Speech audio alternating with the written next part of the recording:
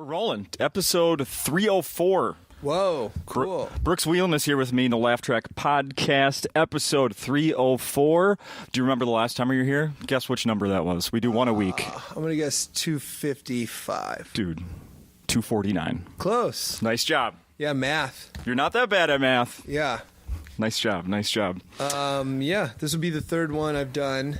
Correct. So I'll probably repeat a lot of inaccurate facts. No, well, we don't have a fact checker, so you're fine. Okay, good. I'm just saying bad advice. Bad advice? Yeah. Well, I have a lot of that to give. All right. How was I haven't tried one of those scooters yet that are all around Minneapolis now. You have. I did it. Please give me a review. I did it for the first time ever. They're in Los Angeles. Okay. And I really was like, ugh. And I don't know why I said ugh, because it's definitely up my alley. I was like, what? It's amazing. They're so fun. They are dangerous. That's the first thing I think. They go fast, and you get to be in the street. Yeah. So they're dangerous to where, like, even, like, I like to consider myself, like, pretty safe and good at, like, skateboarding and all that. Mm-hmm. But there was a few times that I was like, I feel nervous. But overall, a really great time, especially in Minneapolis where you have a lot of great bike paths. Try to stay on those, right? Stay on the bike paths. Yeah. Now, let's pretend that was a bike, or let's say you're back home in California. A helmet when you're riding your bicycle? No, I gotta look cool, dude. Right. Yeah. Right. Backwards hat, sunglasses. Backwards hat, sunglasses. And Terra shirt. Fuck yeah. And cut off jean shorts, baby. Well, I was at a bar last week drinking, on an outside little patio, and... Would you guys have so many of those? That's so nice.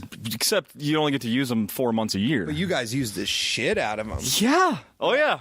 Just assume if it's between 4 and 7 in the evening, it's packed. That's why I'm Wherever you want to go, it's packed.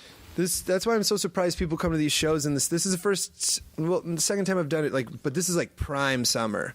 And the fact that people are coming to the shows is mind-blowing, just like a testament to Acme and how good it is. Not only is it prime summer, it's like crunch time, like back-to-school shit is in the air. Yeah, get it in while you can, exactly. Yeah. And the shows are still great, which is crazy. Awesome. Yeah. Awesome. I heard you I just want to finish my thought about those scooters. I was at a bar drinking the other day, and somebody went by, but it wasn't one person. It was 3 looked like 12-year-olds. I saw that the other day, too. There's the most unscary bike gang I've ever seen. Just like the least tough. Mm-hmm. It looked like the Socias from The Outsiders before they were in high school. When you were a kid, did you ever have anything close to as cool as one of these electric scooters to use in Iowa? Well, did you have a dirt bike or anything? I crashed a dirt bike when I was little, and I crashed a four-wheeler, like both at my friend's house, because I lived off a gravel road. His name's Brian Bradley, and he will confirm this. Okay. And his dad was like, that guy can't come back to our house anymore. You. Me. We would ride around on four-wheelers, but gravel roads. So, I mean, I would rollerblade in my basement on carpet. What? That's not easy. I had no place to rollerblade. That you can't. Well, you're not going to get hurt if you fall, but you actually can't go. You can't go fast. Yeah, you're going to go super slow. I would go into town sometimes with the rollerblades, and that was fun and exciting. I didn't learn how to skateboard until I was like 25 and lived in Long Beach. Jeez. Yeah, which I told my girlfriend, I was like, I'm too old to learn. And then she bought a longboard, and then I was like, well, let me try it out. And now I love skating so much. Awesome. I moved to New York City, which is the best skating town in the world. Oh, it is? Oh, yeah. I mean, it's concrete everywhere. Oh, I suppose, yeah. And it's flat. Right. It's not hilly. Skateboarding's not a crime. Well, I mean, it should be. You should convict everyone who's ever done it. No, I love skateboarding. I would skateboard to and from work in New York every day. It was great.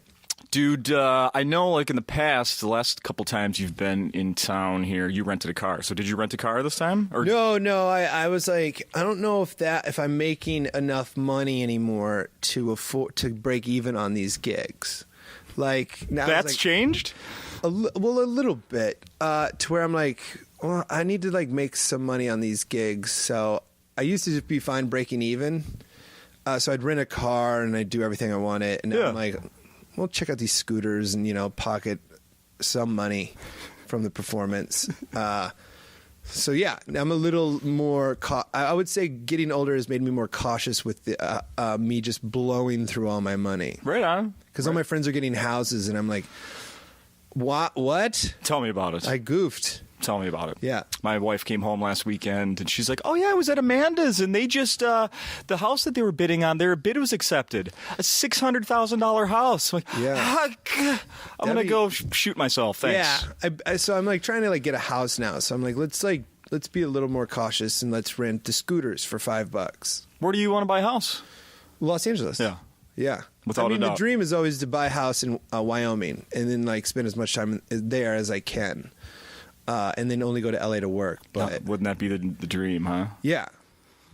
Hell yeah. I mean, I looked into it at one point when I thought it was all going to work out. How many roommates would you need right now to make that happen? A house in Wyoming? Or, no, in LA. Oh, Owning a home in LA, you need about $900,000 to own like a 1-bedroom, like kind of on the east side where I live. Yeah. So I'd need like 18 roommates. Do you ever just like put that in perspective of like comparing it to growing up in Iowa, like how much you could get? And I'm not suggesting you moved back there, but I mean you would have a freaking mansion. I moved back there. You are. Yeah, I think it's like every time I'm like, what? Why did I do this? How come here? But I don't know. Yeah, it's all chill. Yeah. But I wouldn't. I would move to like a Minneapolis instead, or Minnesota. You know, you got Upper Minnesota, or I mean, honestly, Wyoming. Like I already mentioned. Yeah, is my favorite state. Sure. Are you going to go? Another thing you mentioned last time is fishing. Did you do any fishing this week? I didn't. My friend who I went fishing with last time I was here, he was in graduate school. Now he has a job, so it's tougher for him to get off. Oh, he So we might go ruined that fishing. by getting a career. Yeah, we might go fishing Saturday. Okay. But I'm gonna try to talk him into getting these scooters and just cruising around town with me. Fuck fishing. Scooters are where it's at. Well, I mean, we could scoot to the fish. Yeah. Yeah. Hell yeah. Absolutely. So before we started recording here, Lewis Lee, the owner, was out here. You guys were having a brief. I went and grabbed a cup of glass of water. You guys were having a little conversation about what was going on last couple nights. Good shows. Good shows. I couldn't make it. I was busy. I'd like coming beforehand. That's totally fine. I haven't recorded like a new album or special since I was here last. So I will say it's like not all new, which is always for me disappointing. Okay. I'm like, I feel like I let the club down, but at the same time, I'm like, well, I need to put this out for me to drop it. Yeah. So, yeah, you've said that on this podcast before, that once it's out there, you're done with it. Yeah, and I haven't put anything out. That hasn't happened yet. No. So I'm doing this club, and then in Comedy on State in like a few weeks. In my mind, the back-to-back best clubs in America. So I'm gonna record. I'm like using this week to like really hone 45 minutes. Sweet. And then Comedy on State, I'm gonna record it and then submit that to Netflix and Comedy Central and be like, nice. Well, can I just leave these jokes behind? Yeah. Yeah. Okay, here's the dumb guy question to you. Just mentioned Netflix on a special. Does that work for people? You contacting them with your stuff? Like, does it? Or not just you, but anybody. Well, I know. Well, I have. I've been doing stand up a while, so I have. I'm familiar and know everybody who works. Right there. on. Yeah, like we've all worked together in some capacity Sure. at some point in our careers. Sure. Yeah. All right. The head of Netflix used to book Montreal, and the other woman there used to book the Comedy Central half hours, and did both of those. So it's just kind of like, the longer you stay in the game, the more people you know. So when all these like Netflix, the new announcement, they're going to have this, they're going to have that most people in your position that have been doing comedy for a while, they know the people that are making these decisions. Yeah. Yeah. 100%. Right. To where, then I see him at the bar, and I'm like, yo, what was that about? I'm still around. Still around, like, hey, like, I submit it. You didn't even call me? Like, I mean, it's like, but I get it. You know, like, yeah, it's like this is a business where you have to, like, once you stop being jealous of other people, you can go a lot further. I like that. Yeah, you just lose jealousy and be like, I understand why they got that versus why didn't I get that? Yeah. Boy, a lot of people That would help a lot of people. It A helped me a lot of bunch. things in life. Yeah, it helped. It also helped, when I got to become a professional comedian, because I'm like, my life is what I always wanted it to be, and anything else on top of it is amazing. Hell yeah. So why do I complain? I want to go back just a couple minutes here. You said you were giving a compliment to the club here, and also on the one on State Street, Comedy coming on to State State, Street in Madison. This one, I feel like this one is special to me. If they're each special to me. This one is special to me because Mitch Hedberg recorded Mitch All Together here. Yeah. So that's like goosebumps. And then Comedy on State is where I recorded my album. So I love that club because they did that. Nothing will ever beat this club and that club because my favorite comedy special and then my own happened at those two. I like the fact I'm going to point out that I've heard you say these same things on other podcasts, so that's why I know you're not bullshitting me. No, I'm not bullshitting at all. This one, Comedy on State and Bloomington Comedy Attic, I think there's something about Midwestern college towns where people are appreciative of like entertainment. Yeah. But or art. quote unquote. Anybody who calls stand up comedy art should be thrown through a window. It's not art. It's just talking confidently. But it's just like these liberal towns. I think if Iowa City pulled it together enough to get a good club, I think it would really work there. But it hasn't. Yeah. And that's Iowa City's fault. Where is the nearest one to Iowa City? Here in Madison. Here in Madison. What's the best club in Iowa City? Acme in Minneapolis. Well, Penguins is in Cedar Rapids. That's where I started. Okay. And Penguins is a great club. It's a really great club, and the guy who I'm so thankful for it, Jeff Johnson, who opened it and ran it, created a place where I saw comedy for the first time and realized it could be a job. Yeah. So it's an amazing place. It used to be underground. They got flooded, so it's in a different place now. But it's still a great club. But it's just like, Cedar Rapids is a working town, versus Minneapolis and Madison and Bloomington, which are lucky enough to have, liberal audience that's excited. The last couple nights, has the funniest person contest been going on here at the club? It happened Tuesday night, and it was fun. I love that stuff. Do you? I encourage it. Right on. I love watching comedy. I'm always bummed I don't get to come to the Monday night Open mic. Yeah, that's huge here. Yeah. Huge. Yeah, Luis is always talking about the bartender. Not always talking about, but I asked him about it last night, and he's like, "Oh, it's great. Yeah. It's very full." And I was like, "Oh, more full than my show." Okay, cool, Luis. They also don't charge for that. No, but he didn't. He's the best. But the other two, last night was great, and then Tuesday night was good. Okay. Yeah. Did you ever do a contest like that? I drove up here one time to try to get on Last Comic Standing. Oh, when they did like the cattle call thing? Yes, when I was like 20 and living in Iowa City. I drove up here with my friend Chris Schlichting, and we got so drunk the night before we missed it. And I think that was like maybe a foreshadowing of what my career would be. I think things have worked out. Sure, yeah, and thank goodness I didn't get on that show. I would have stunk. Yeah. Do you remember what year that? Do you have any idea which year that was? Been with 20. I don't know. Which contestant kicked maybe butt that 21. year? No, I remember not watching it out of spite. I was like, oh, I didn't even do it. I'm spite avoiding Last Comic Standing. Yeah. Well, now everyone is. Sure. I mean, yeah. After I was on SNL, they were like, "Do you want to come try out or whatever?" And I was like, "Go fuck yourself." Oh, really? No offense to anybody who's ever done it, but I just don't want to anymore. Sure. Yeah. Yeah. Oh, it's gone now. What do you think about like Carmen Lynch, who's headlined here several times and she's hilarious. She was just on. She didn't go very far, but on America's Got Talent. I'm always surprised when people who are like already headliners then get to do a great. I mean, I think it's awesome for them. You If it get gets some more national exposure is Yeah. great. It's just like after SNL, I was like, I feel like I had the national exposure I wanted. Okay.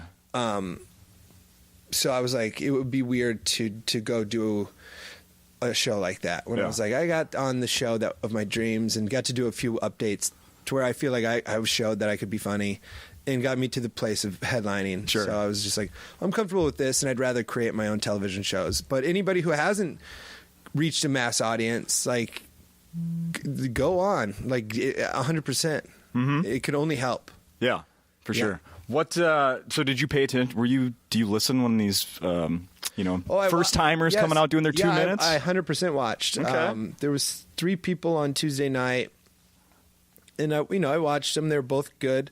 I mean, so 3 people. The first guy was good, and then the second woman was good, and then the third guy came out and said like one joke, and Brandon, the manager, just walked by, coming back here, and I go, well, that guy won. Like, he clearly had stage presence. Yeah. Which is kind of all it is up top. Oh yeah, for sure. Yeah. Yeah. I often get for the final night of the thing, they'll bring in a bunch of locals to like me and like some radio people, newspaper people to be judges. So I'm always here for the last night. Oh, cool. And yeah, stage presence has a lot to do with it. Yeah, it's all I've ever had. It's all you've ever had. Yeah, it's all I got. Is it's like he's a little too confident, so I'm gonna go with it. Well, okay, you said that. What was your first time on a stage in front of people? I was 19. It was at Penguins in Cedar Rapids. Not doing comedy, just like a 5th grade. There nothing like that. Like a. I read a poem in 6th grade. Everyone laughed. I used to do high school assemblies, but I knew everybody. And, I would write jokes about our school and do them. I started writing jokes in like 5th grade. But yeah. Just always too much confidence, I think, was what I've had. Like way too much. They're like, how he doesn't deserve any of this confidence that he has. And I'm just like, ah. I didn't. No, you're like. You have 2 older brothers? 2 older brothers. That doesn't relate to confidence. It's usually like you're getting the shit kicked out of you. Well, no, it's like I talk to my other friends who are the youngest sibling, and it's like you're quiet and you observe. So I never spoke at home. Okay. But at school was I would bottle it all up and then talk at school. Oh, okay. Yeah. So, and also the youngest kid is told they're great. Oh, yeah. Like, oh, you're great. Uh-huh. But I remember when I told my parents I wanted to do I was going to do comedy, they were like, "You're the least funny member of our family." What? And they're right. They're very funny. Compared to your parents, even? My mom, dad, brother, and like both brothers, they're all funnier than me. I would say the first 2 years of my career, my oldest brother wrote most of my jokes for me. Like I would write jokes and he'd be like, "What do you think about this one?" I'd be like, "Can I use that?" Really? Yeah, because I was 19 and he would have been 25. So, like, what you could have potentially done on this stage trying out for Last Comic Standing would have been possibly. It would have been mine, but I just remember him, he just was funnier than me because it's hard to, not be funnier than a 19-year-old. Okay, sure. Is he using that skill in his career right now? He does bank stuff. He's really cool. And he's the funny banker? I don't know. I call him the coolest guy in Iowa. I'm like, he's the 100% the coolest human being in Iowa. Nice. Yeah. Oh, that's cool. So he hangs out and he's cool and does that, chills. How about the other brother? He's funny, but a different sort of funny where he loves to tell stories that I'm like, as a comedian, I'm like, there's some fat to trim on that story. We could have got there quicker. But he's really outgoing. He's great. He's an amazing dad. He's a wrestling coach. Oh, of Yeah. course, right? Super You had cool. to have some wrestling coach in your family. Being from Iowa, We all grew up wrestling. The only reason I started doing comedy was because I was bad at wrestling. Both my brothers went to college for wrestling, and we all grew up trying to become state champs, and they got much closer than me. And then when I got to college, I was like, "Oh, I'm not wrestling," and they wrestled through college, and I was like, "I'm so bored." So then I started doing stand-up. Oh, okay. Wow. What weight class were you? What was the last weight class you were in? I wrestled 145. 145. Was the final weight class I wrestled. I was fine. Yeah, I went to the state tournament and choked. Oh, shit. Yeah, it sucked, but it's fine. You lost to the state champion, right? That's you can tell people. I did lose to. I remember believing going to the state tournament I could get second. Because I'd wrestled this kid earlier. I'd wrestled. I was pretty decent, and this is weird to even talk about on a comedy podcast. It's all right. It's about you. Yeah, but I'd beaten everybody in the state except for 2 kids, and one of them I knew I couldn't beat. I was like, I'm never gonna beat that kid. Yeah. And he was on the other side of the bracket in the state championships. And Sure. Like, so it was all going to line up I can get perfectly. second. And the other guy who had beaten me, who I had not beaten, but I felt like I could beat. That was my first match of the tournament. I was like, I think I got this. And he beat me like 8-5. Like, he did beat me, but it was close enough. And then my next match where I was like, you could wrestle back to get third. Wrestle back. Yeah. Oh, yeah. I haven't heard that phrase in decades. Yeah. I got tech falled in like the first period. I was just so out of it. Like, because my whole dream, my whole life, was to win a state wrestling championship. I got second once when I was younger in the AAU, class. Yeah. And so I was like, well, I didn't win then. I got to do it now. And then once that went away, I was like, why am I even doing this? And this guy just beat the fucking shit out of me.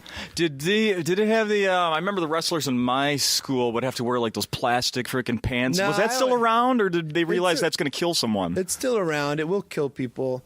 My brother would do it. My middle brother, who was the best wrestler. But I never did it because he was my coach, and he was like, you don't need to do it. And it always felt like kind of like unnecessary. I was like, you can get there without him, especially in high school. Yeah. Like, I wasn't dropping that much weight.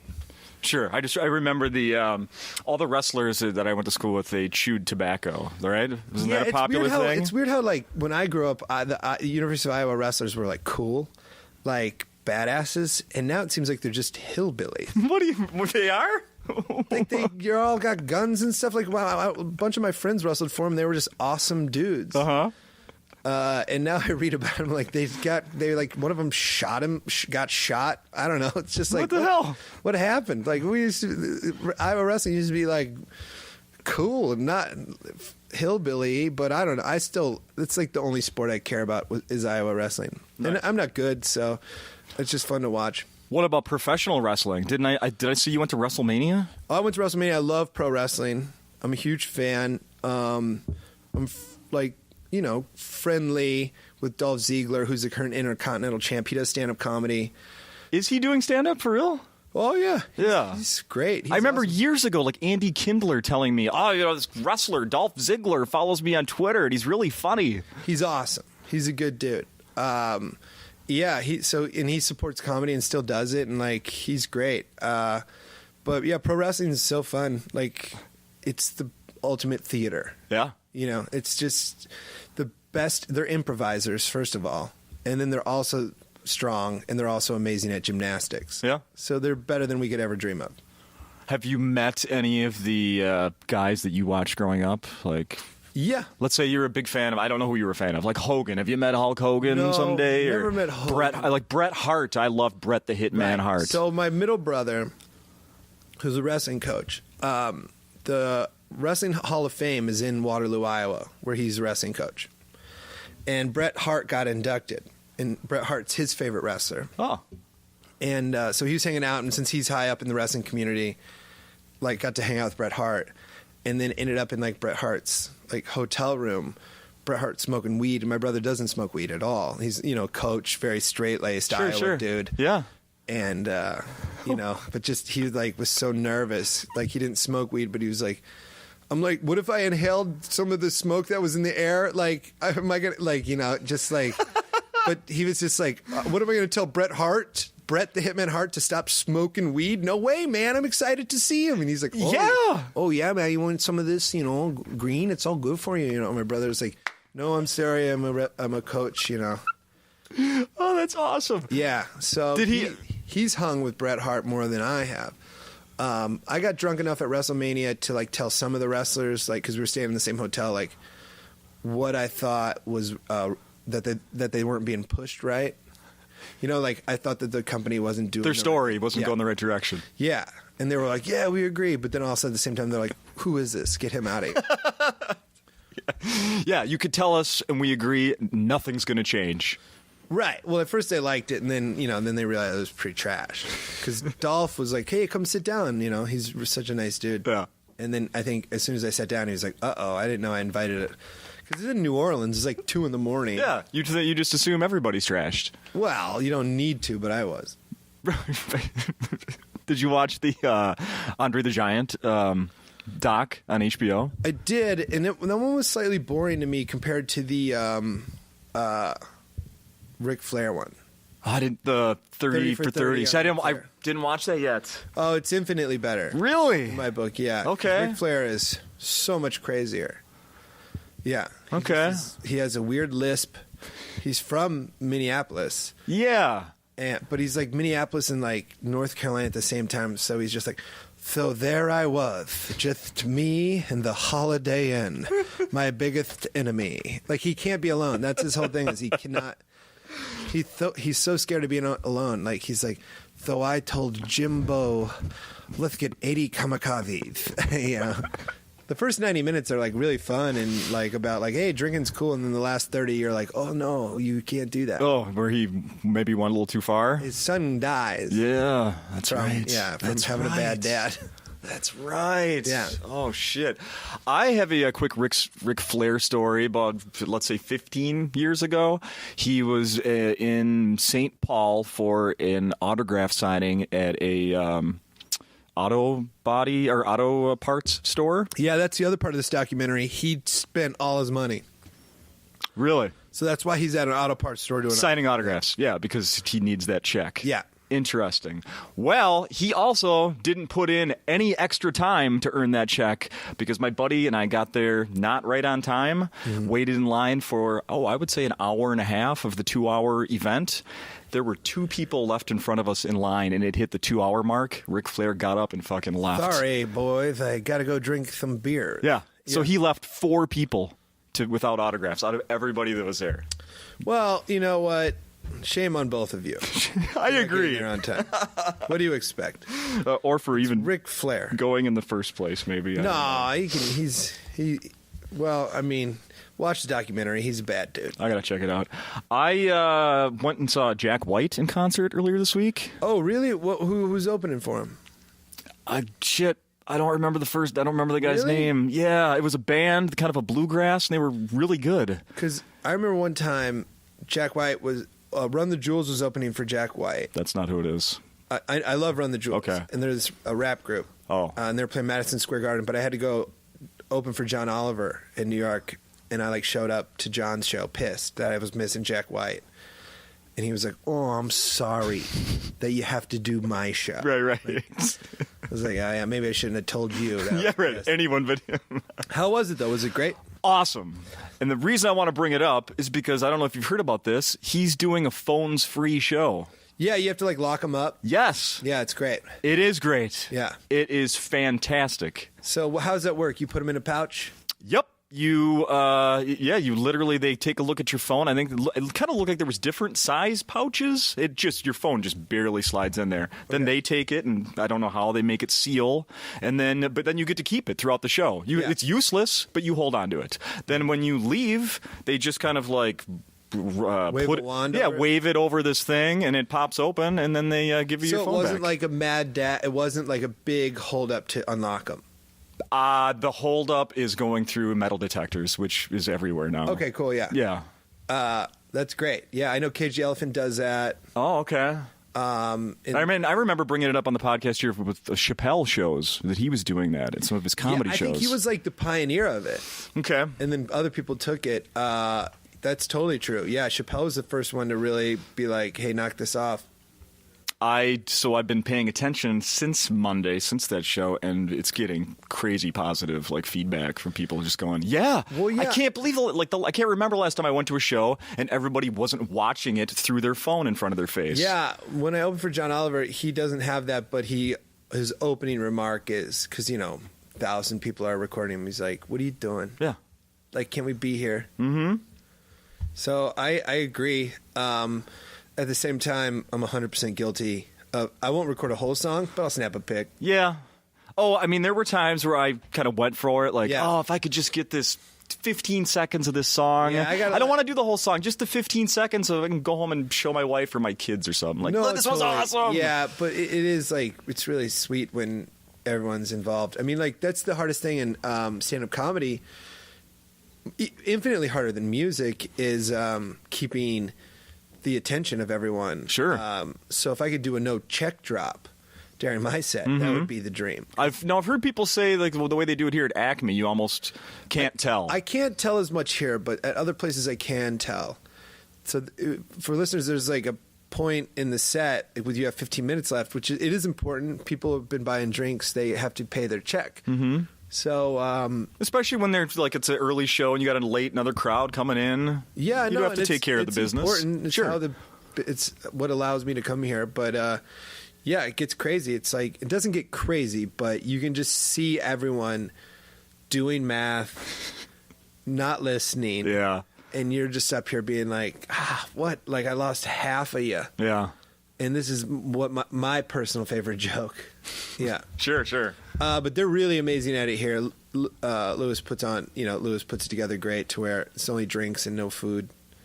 Because that's crazy to, like, people are eating fucking country fried steaks while you're trying to talk about how Trump's weird. Right. No, I can't even imagine. I've only...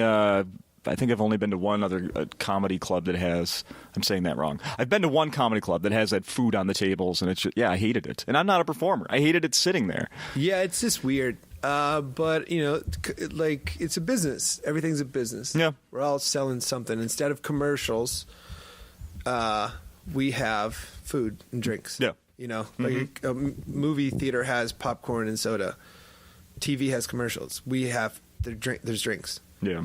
No, you're right. How was the you first Comic-Con I saw as a guest and not? Had you been to Comic-Con before? Never been to Comic-Con. I never really got to enjoy it either. Because I do a voice on a cartoon called Big Hero 6. And we went there to promote it, and we signed some.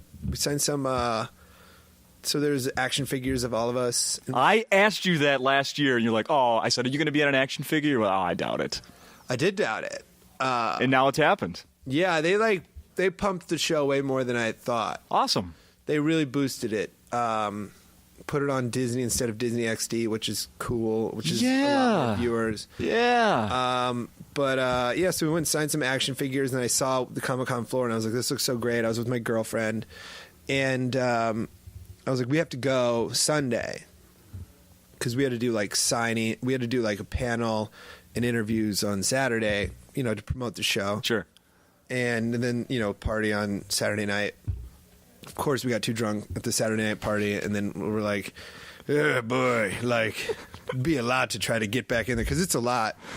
So I will sadly admit I didn't really get to walk the floor and, like, see the full madness and fun. I see. But I still had a nice time in San Diego. Yeah, I bet. But it was cool. I don't know. I watched that show. I like it. I think it's positive. And there's the one season's in the can. Second is what, already done? Almost done with the second season.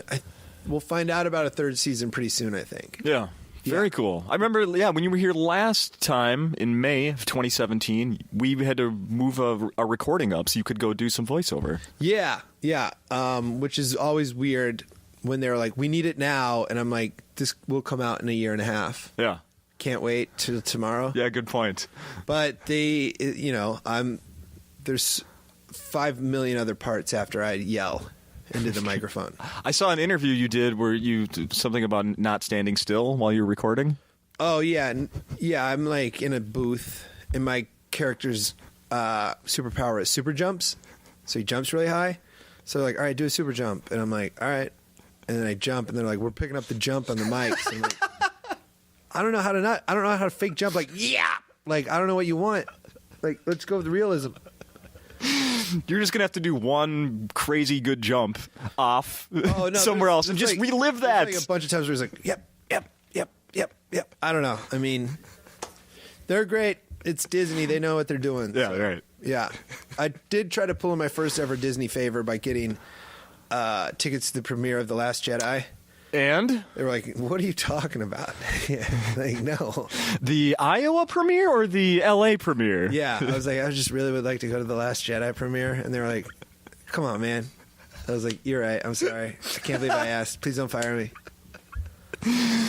Had you heard that other people were getting good Disney freebies?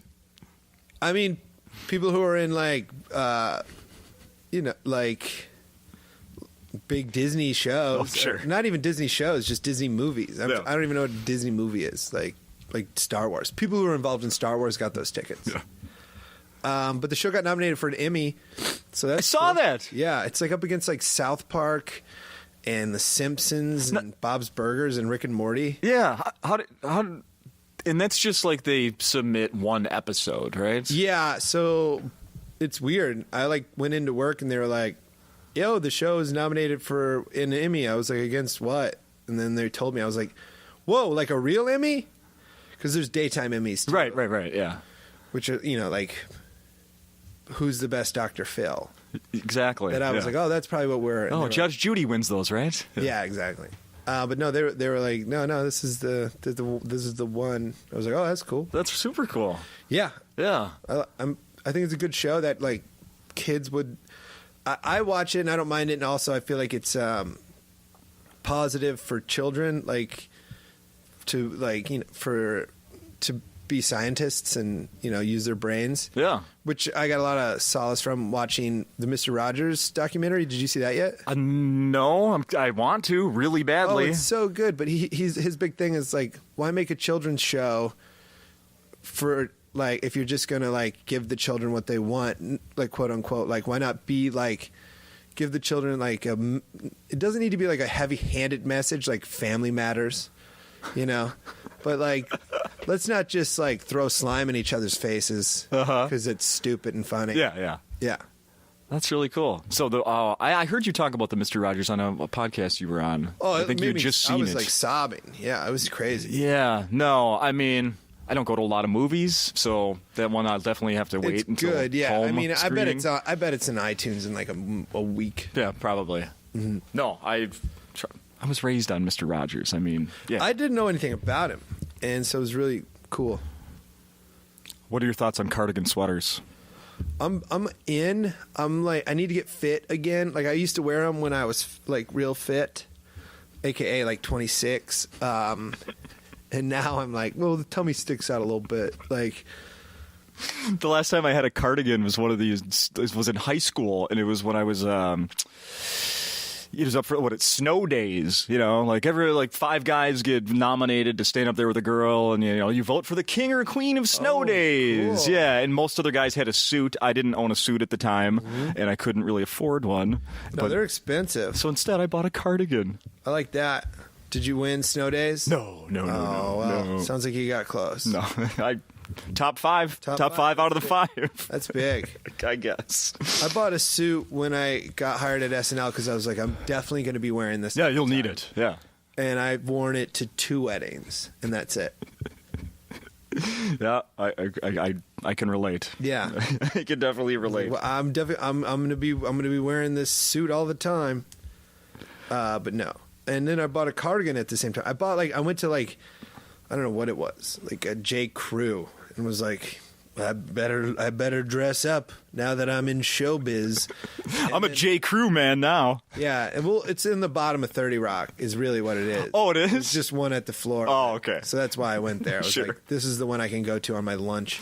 I'm sure Adam Sandler shopped here too. But He didn't. He just wears cool he wears like basketball shorts. you know what? That was the worst example because he does just wear a hoodie and whatever. Yeah, It looks great. Nick's hat. Yeah, it made me be like, I've goofed up. Why am I trying to fit into this world? Let me check the time here. Oh yeah, now we should spend some time talking about a podcast I've become a big fan of that you host. Oh, really? You listen to Entry Level? I sure That do. means a lot. Thank you. Yes, and what's interesting? I listened to several recently, but one of them was the Chris Garcia episode. Yeah, and he's great. My neighbor. he's your neighbor. Actually asked him this summer. I've been asking some people not about their first job, but about summer jobs. So I got just a taste of his story about working at the dry cleaner. Oh, But yeah, not close. You guys went yeah. way deeper. Well, my podcast is only about jobs. Correct. About first jobs you had before you were a comedian. Yeah, and he got a job. You can listen to his episode. He got a job at the dry cleaner to try to make enough money to get a room at the Beverly Hills Hotel to lose his virginity. With the girl that they planned. That was their plan together. Yeah, it was a plan.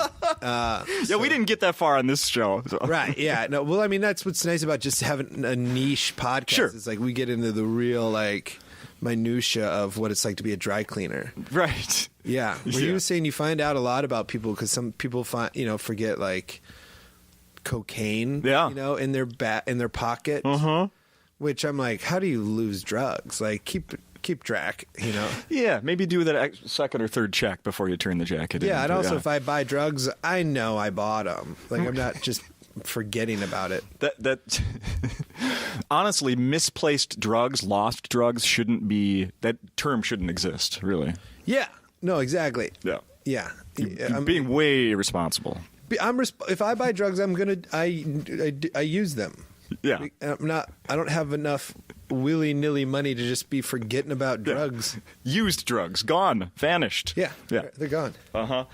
So I really like the podcast. I think it was the beginning of the Chris Garcia one. You were talking about people are just emailing you, like just listeners with their stories. How often do you get those on? I haven't heard many of those.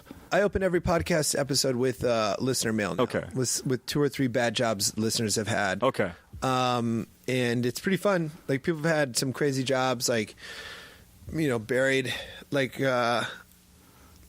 let's think of something. Like, had to bury a guy in not a cemetery, but it seemed legit. Oh my God.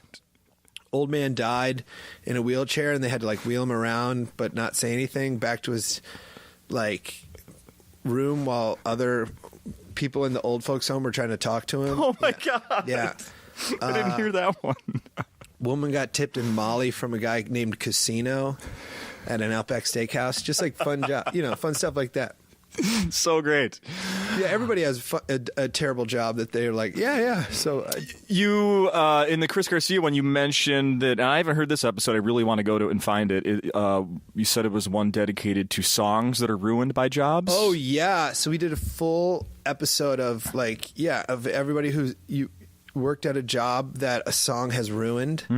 That a job that made a song become unlistenable to you. Yeah. Do you know what I mean? Like, for me, it's bubblegum pop from the 60s. Because I used to work in this cave. I was a tour guide, and it was just nonstop, like, Buttercup, Sugar Cup, or whatever that song, like it's my birthday, and I'll cry. And I just remember hating my life so much while these fucking 8 songs played on repeat.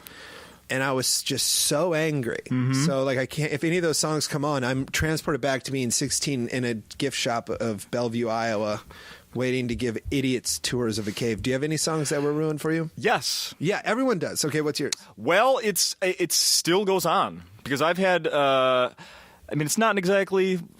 It's almost an entry-level job. I've had one job since 20-some years now. 1991, Okay. Right. I started a job that I still have. Vending around town, selling beers at Wild games, Twins games, Vikings games, United soccer games. How do you like the new Viking Stadium?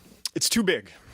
Yeah? It's too big. Too big. It's too much catered for the ultra rich in that there's sections that are completely, that the average person can't even get to. Sure. And it's just, it's such a maze. Is it full during the season?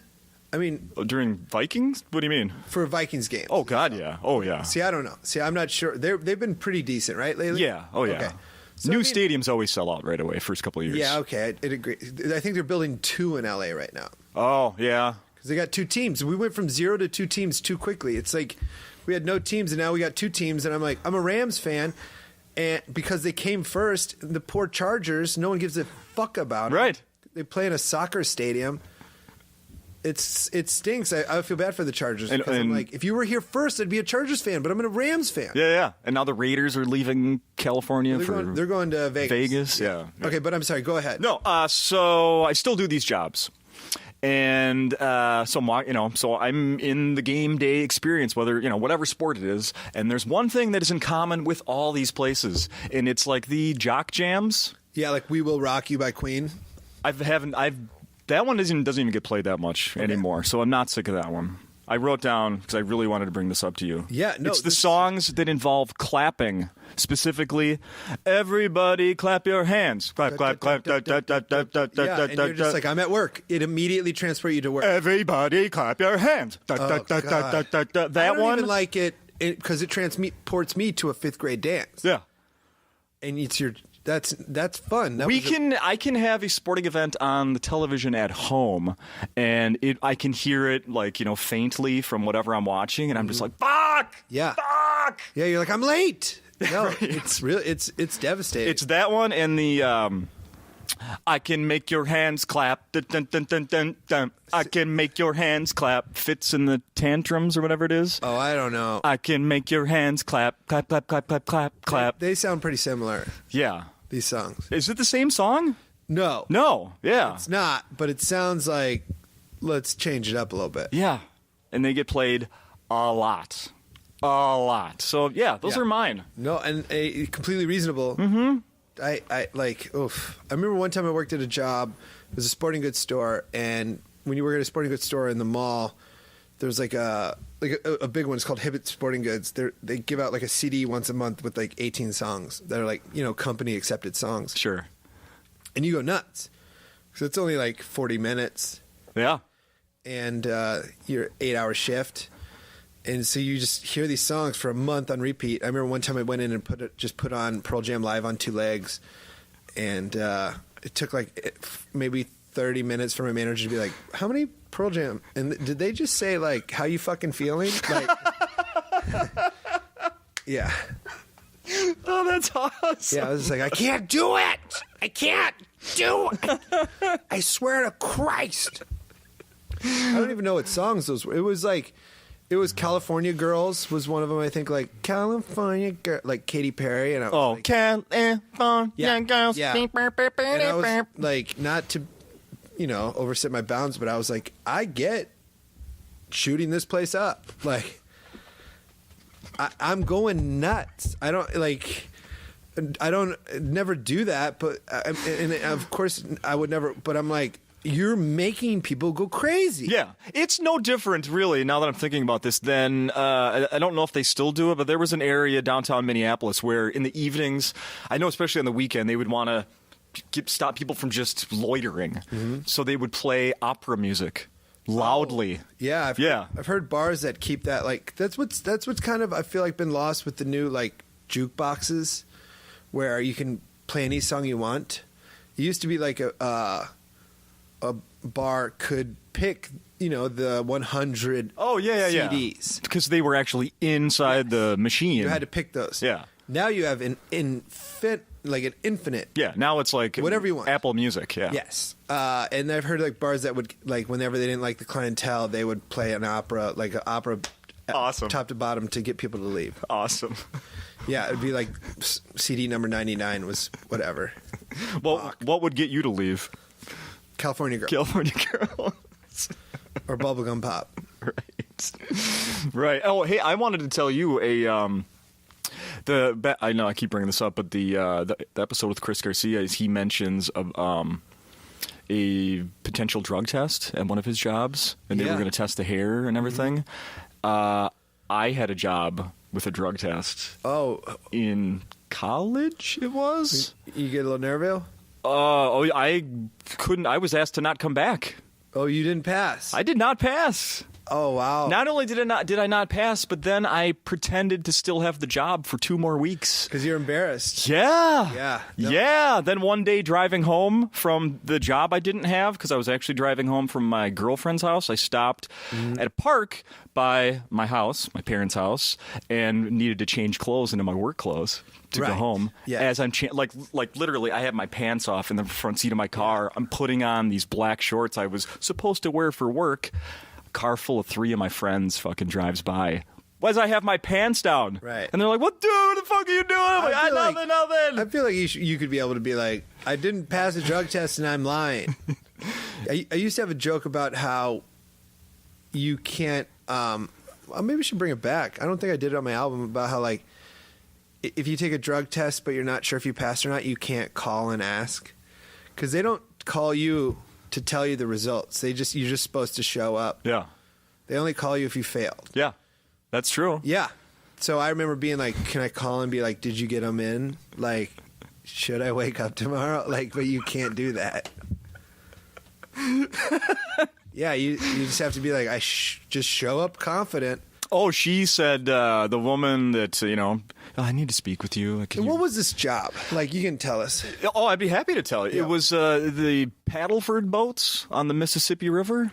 Wait, so you're like you're in charge of like machines and stuff? Oh, no. Pouring, like a bartender / do you need a hot dog? I'll take one off the roller So and you're give you a a hot vendor. dog. Yeah. Oh, then It was you should have never been drug tested. Correct. You should be drug tested if you're in charge of safety. There's no safety. I agree. Even pouring, there was a bar. There was like maybe 3 taps of beer, and then mixing drinks. It was the pre-pour where you click it to get the couple ounces. No, that was I know. it. But I'm saying like I thought maybe you were in charge of a boat. Yeah, you Yeah. got to be clean if you're in charge of a boat. Sure. If you're any sort of public transportation, I want a straight person. Which if you like to smoke weed, just don't do that job. Yeah. No, Cap, the guy behind the wheel, was not high. Exactly. Very You sure should of be it. drug tested. Drug testing anybody who's not in charge of other people's safety Yeah. and is just in charge of other people's good time Yeah. is crazy. Right. Yeah. Yeah, I was, 19 or something. Yeah. Yeah. So the woman, I went into work. I'd worked there maybe 2 weeks. And then it was like, oh, you need to take a drug test. And then I failed. Then I went back to work a couple days later. She pulls me aside and she's like, so I got the results back and it came positive for marijuana. I'm like, okay. She whispered it to me. I'm like, yeah, okay. She goes, now I just need to ask, do you think this was a mistake? You're like, let me have another week of panic. Right. So I went, no. Just call it what it is. That's what she goes, I did a little research. I found out that if this was, from a couple weeks ago, if we just wait maybe 2 more weeks, you take it again and you can keep working. You're like, I'm high right now, bitch. This is a summer job. Yeah. We're done. Thanks. I'm just going to lie to my parents for a while. I'm just going to Yeah. pretend like I work here for a few more weeks. Yeah, And- totally. I'm trying to think I bet I got drug tested. I think I got drug tested at like Target, but I quit. I quit Target after 2 days because my friends were going to go camping on the Mississippi, like down in Iowa. It's weird to say down in Iowa. It's usually up. Yeah, right. You're one of the few places where you stay down. Yeah, but we would go camping on the on islands on the Mississippi because it's bigger. Yeah. And friends were like, "Yo, you want to go camping on the Mississippi?" I was like, "I'm supposed to work at Target. Let me quit real quick." Yeah, it was I worked there 2 days and quit. Really, I ain't going to Target if I could go camping on the Mississippi tonight. Yeah. Yeah. So I have 2 daughters, 10 and 12, and my 12-year-old just yesterday told me the first job she wants to have. She's already announcing her entry-level job. What is it? Starbucks. Well, how come no straws? She's excited about that. She's happy with their eco-friendliness. I don't think that has anything to do with it. She just likes coffee. She likes chai lattes as a 12-year-old. I mean, she likes like hot coffee. I mean, not hot. I mean, hot cocoa. Like those things. When you find out how many calories are in those, you're like, oh my god. I just assume it's full of sugar, right? Yeah. Yeah, that's like 500 calories. Like my metabolism just kicked out, so I started doing like a calorie game, like where you put the calories into your phone. I call it body game. Try to beat body game every day. Game over. Yeah, try to put in less than 2,000 calories. No, like on the road, it's impossible. I make it impossible. Like, yeah. Then you're like, how much is in like a Mountain Dew? Like I love Mountain Dew. Yeah. It's like 240 calories. Like that's insane. Yeah. And beer is the main one. Yeah. I'm like a 12 pack because I'm from the Midwest. I can drink 12 beers and like throughout a day. Sure. Like 6 to midnight. Beer every half hour. Mm-hmm. Not even drunk, just like go to bed. I'm like, that's like 1,000 calories. I just ate 2 dinners. Yeah, right. So, Liquid sandwich. but you're not full, and then it makes you eat. Yeah. Uh-huh. It is dangerous. Well, I hope you encourage her into the Starbucks, into this cultural revolution that is looking out for the environment. And no straws. No straws. Have you had? They pay their employees well, I heard. Yeah, that's what I want to know. Have you had anybody on that's worked at coffee shops as their first job? And what's this what's the overall coffee shops? What's the overall opinion? Best Stelling worked at Intelligentsia, which is a fancy coffee place where it's like $6 a coffee. But then she was so she drinking the Kool-Aid, which you do at jobs not self-important, like jobs where you work long enough. They're like each bean counts. We only employ eco-friendly people who pay their workers well. So that's why our coffee is more expensive. Yeah. She loved it. And she defended it, it's odd to work at a job you defend. I used to defend Papa John's pizza because I do. Interesting. I never defended Papa John, but I was like, I still like the pizza. I worked there for a while. I was like, I still like the pizza. Now I'm like, dang it. I go back and redact all that. Come on, man, just chill. Relax, dude. Yeah. Even regardless of Papa John himself. Imagine ordering Papa John's and then an African-American man delivered it. You'd have to be like, sorry. Dude, I don't have a phone or internet or I just... that guy sucks. I'm so out of the loop. I'd answer the phone in like a Peyton Manning jersey, just to this is the only reason. Peyton Manning, man. I mean, I would just be like, it's really good, and then anybody who works there would be like, it is. You're not wrong. It's good. It's delicious. We overlook him too. It's fine. Yeah, you have to. You can't, associate him with a perfect product. Right. Yeah. It's like so cheap. I get so I used to work at Papa John's and I get furious when I call Papa John's and I know the deal. When they're trying to trick you into something? No, I know how many specials there really are. Oh, okay. There's so many. Here's the secret. There's a special for whatever you want. Whatever you want, there's currently a special at Papa John's for that. It's just not advertised.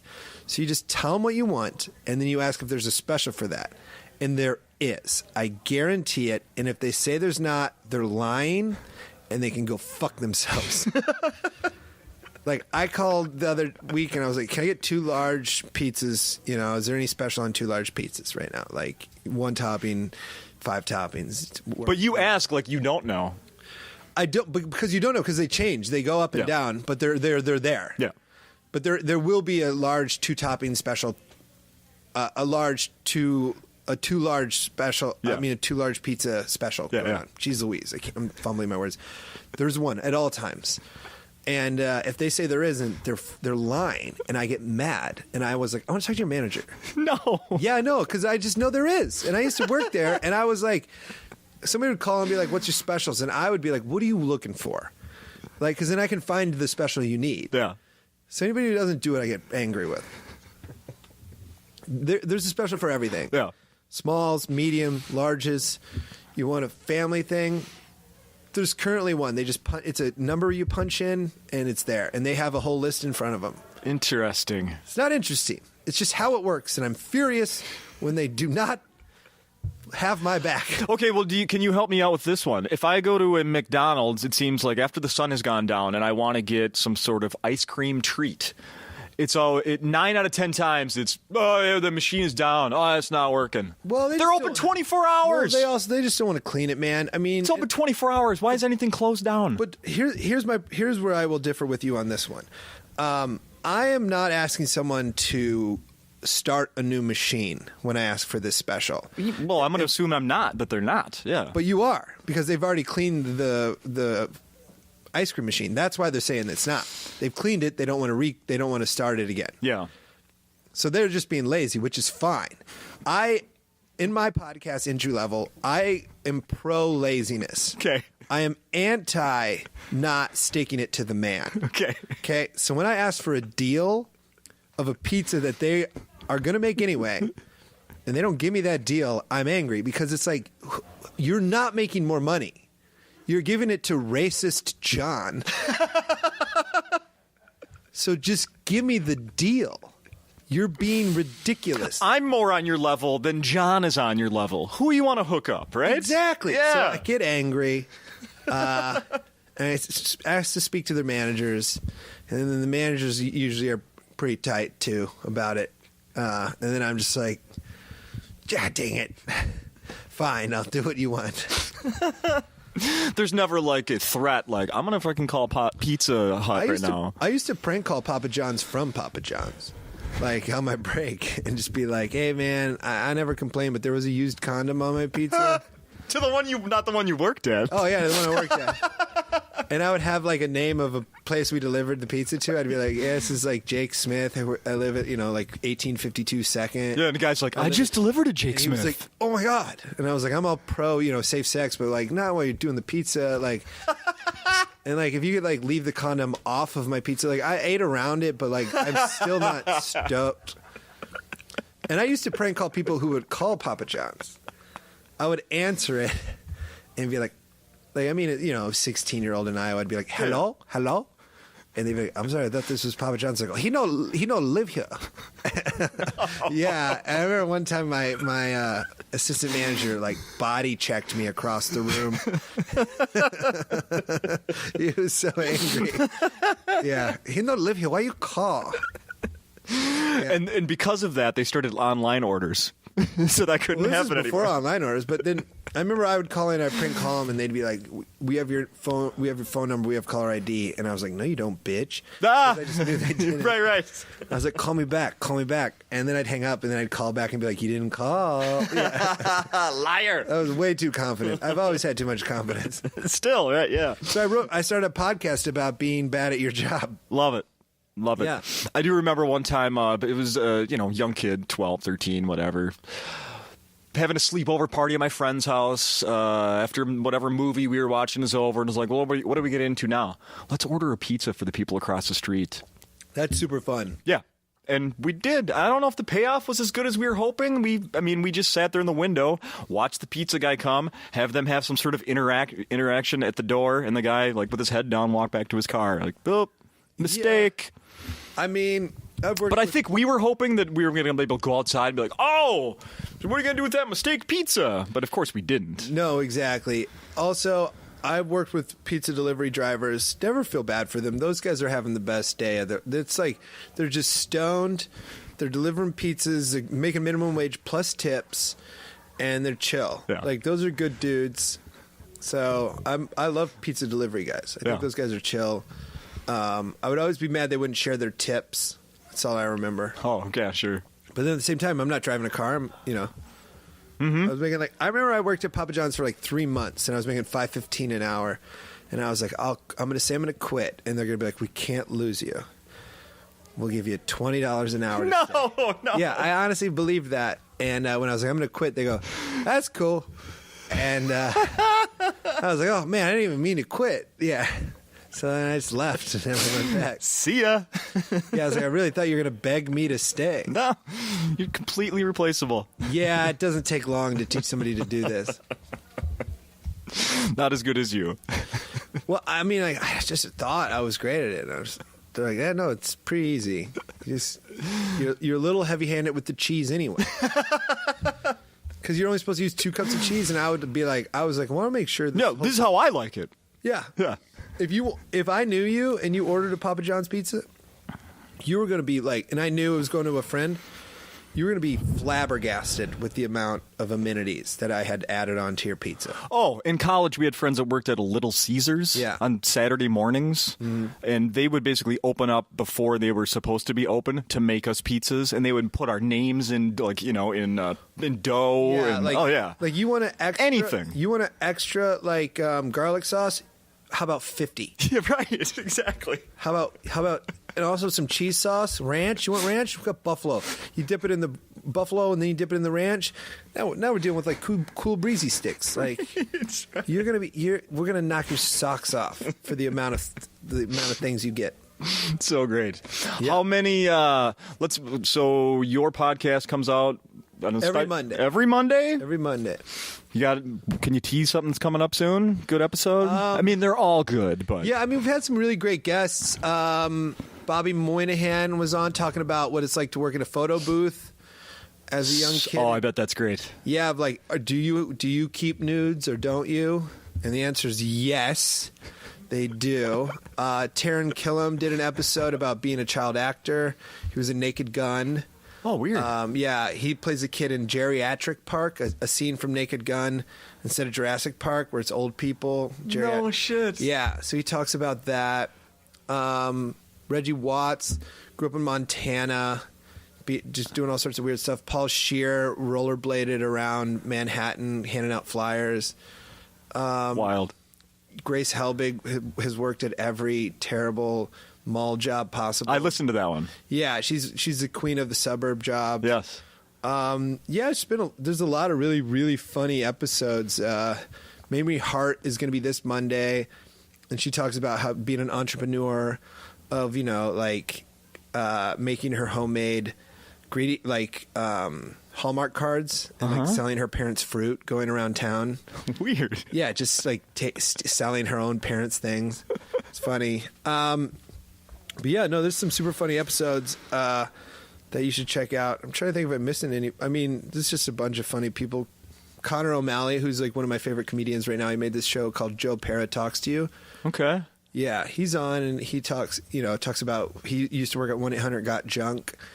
And he hung out in dumps. Oh. Dumps so often. Gotta have full of stories. He got a cyst on his neck from being just a dump person. Fuck. Yeah. Oh, fuck. So yeah, I mean, it's just any episode Nicole Byer, I forget, she used to work at a bad Lane Bryant, a lingerie store for, Oh, yeah. overweight women. Uh-huh. And just how it was crazy. And she's also been arrested a bunch. And also in Nicole Byer's episode, she gives you a foolproof, 5-step process on how to steal from stores. Wow. So if you want to learn how to steal from Old Navy, It's not too late. you can listen to that. Also, she has been arrested 3 times for theft, so it's not foolproof. That's perfect. Yeah. Perfect. Yeah. So yeah, check out. I mean, I have fun listening to him. Paul Danke was in the last one. Here's a McDonald's thing that I didn't know. He used to work at McDonald's. You can add Big Mac sauce to anything, lettuce to anything, onions to anything. So you can get a double cheeseburger with Big Mac sauce, onions, and lettuce. What? For the price of a double cheeseburger. What? And you got a mini Big Mac. Yeah. Yeah. That's clearly had been made fresh with the whole, no, I want unsalted fries. So Yeah, they don't have, you do- so they're fresh. So you can do add-ons like crazy at McDonald's. You don't know that, but yeah, it's 100% acceptable. I'll be going there tonight. You just changed my menu. You know what? That's what sucks. Is I tried to swear off fast food, and then he told me that. And I went and I did it. It was great. Yeah. Yeah. Yeah. I'm sure. I was like, fuck. So good. Yeah. My wife and I were running late for something the other night. I'm like, we're just going to McDonald's drive-thru. Oh, yeah. It sucks how good it is and how bad it is for you. Yeah. We almost got confused because the 2 cheeseburgers not number 2 anymore. It's now number 9.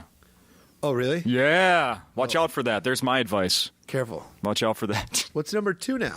Quarter pounder with cheese, I believe. Oh, that's a big guy. That's a big yeah. guy. Yeah. I mean, Ray Kroc would be rolling in his grave deep down in hell where he belongs. That guy's a piece of shit. Did you see The Founder? No, there's another one I want to watch. Oh my gosh. No, I haven't. It's amazing how awful he is. I read a book years ago about him, that Food Inc. or something like that. I don't know. He's just a bad guy. So check out The Founder. And also, do you know about the guy who's eating a Big Mac every day of his life for 50 years now? He's still doing that? Yeah, his name's David Grabowski. I think I saw him on Oprah 20 years ago. Yeah, right? Possibly? It's weird how he's strangely skinny, but looks like he's been eating Big Macs for 50 years. Yes, skinny, yet I remember, if I'm picturing the right guy, gross, stringy hair. Yeah, I mean, definitely flat irons it. And then there's photos of him laying on Big Macs and stuff. No. It's real weird. If you want to go down a rabbit hole, There might be a sexual thing in that, huh? check out that guy's life. Check out a guy who eats Big Macs, and you're gonna be bummed but fascinated. Right. Yeah, and he just ate his 50,000th, and he's like, I don't know if I can keep going. And we're all like, don't. No. This is plenty. Yeah, the guy who had the longest fingernails, he finally gave gave up. I don't know if you saw that recently. I did see that. And Yeah. I'm like, well, way to go, weirdo. It's like, why did Forrest Gump stop running? It's like, he just was like, I don't know. I guess I got all the attention I needed. Did you see why the fingernail guy originally started growing those 50 some years He ago? wanted a Coke nail? I don't know. Why? Because it's as simple as a teacher told him he never followed through on anything. Okay. So it was a 55-year, I'll show you. Way to go, Dare a Psycho. Yeah, right. Dara's psycho. Yeah. That's what his, like, autobiography should be called. I agree. Someone dared a psycho. This is perfect. Brooks, thanks again. Thanks so much. This was like, I feel much better because I was worried that we were going to talk too much about comedy, and we didn't, and it was really fun. I try hard to cover lots. No, and make I it know, about but you. I feel like we've covered it all, and I was like, I don't think we covered any of this. Good. I'm going to go jump on that scooter. I'm going to go swimming before this show because I think I should, get cool off a little bit from having this beer that we just had. There you go. So it's this. You're listening to this the day it's released, which is today, Thursday. Got a show tonight. And I would say two Friday, two Saturday. Two Saturday. I would say last night's show was one of my favorites I've ever had in my life. That's awesome. Yeah, on a Wednesday night. Really gearing up for this hour special, and I'm really proud of it.